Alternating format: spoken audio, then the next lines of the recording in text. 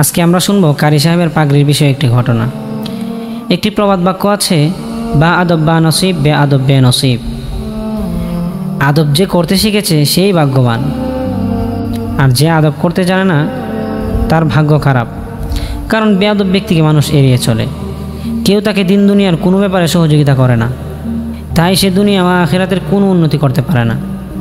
আর অপরদিকে ভদ্র ও বিনয়ীকে সবাই ঘনিষ্ঠ করে নেয় এবং তার সব কিছুতেই তাকে সহযোগিতা করা হয়, তাই সে দিন দিন উন্নতি করতে থাকে। এখন কথা হলো, আদব কাকে বলে? সাধারণ মানুষ যে কাজটিকে আদব বলে মনে করে সেটাই আদব, আর যে কাজটিকে বেয়াদবি বলে মনে করে সেটাই বেয়াদবি।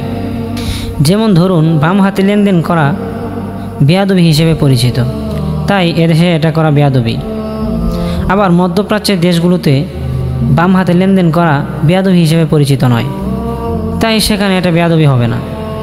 মোট কথা, যার প্রতি আদব দেখানো হচ্ছে তার সন্তুষ্টি ও আরাম যেভাবে হয় সেভাবে কাজ করাটাই আদব। আবার অতি আদব দেখাতে গিয়ে যদি কারো কষ্ট হয় তবে সেটাও একটা বেয়াদবি। যেমন একজন ছাত্র তার উস্তাদের প্রতি অতি আদব দেখাতে গিয়ে তাকে প্রায় হত্যা করে ছেড়েছিল। উস্তাদ ছিল একজন কারি, সে তার ছাত্রকে কোরআন পড়া শিক্ষা দেওয়ার সময় বলেছিল, আউযুবিল্লাহ বিসমিল্লাহ বলে শুরু করতে হয়, আর সব সময় তাসবিদের সাথে টেনে টেনে বলতে হয় এবং গুনাহ আদায় করতে হয়।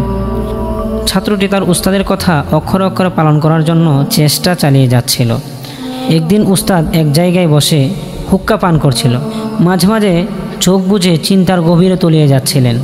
কলকি থেকে আগুনের একটি ফুলকি কারি সাহেবের মাথায় পাগড়ির উপরে গিয়ে পড়ল। পাগড়ি থেকে ধোঁয়া উঠতে শুরু করলো, কিন্তু কারি সাহেবের সেদিকে কোনো খেয়াল নেই। এদিকে তার ছাত্রটি আগুন দেখতে পেয়ে অত্যন্ত আদবের সাথে বলতে লাগলো, আউযু বিল্লাহি মিনাশ শাইতানির রাজিম, বিসমিল্লাহির রহমানির রহিম। জনাব কারি সাহেব, আপনার পাগড়ি শরীফে আগুন লেগেছে, দয়া করে চোখ খুলুন এবং পাগড়ি শরীফ খুলে দিন, যেন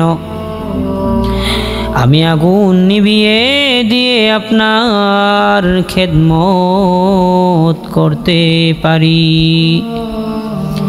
এই কথাগুলো বলার সময় ছাত্রটি মদ ও গুনাহ এত বেশিক্ষণ ধরে টেনে টেনে আদায় করেছে যে তার কথা শেষ হওয়ার আগে আগেই কারি সাহেবের পাগড়ি পরে গিয়ে মাথার চাঁদিতে আগুন ধরে গিয়েছিল।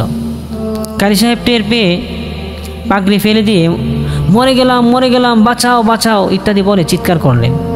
লোকজন এসে দেখলো পাগড়ির মধ্যে আগুন দাউ দাউ করে জ্বলছে এবং মাথার চুল পুড়ে গিয়ে মাথার খুলি অনেকখানি পুড়ে গেছে। তাড়াতাড়ি ধরাধরি করে তাকে চিকিৎসা কেন্দ্রে নেওয়া হলো।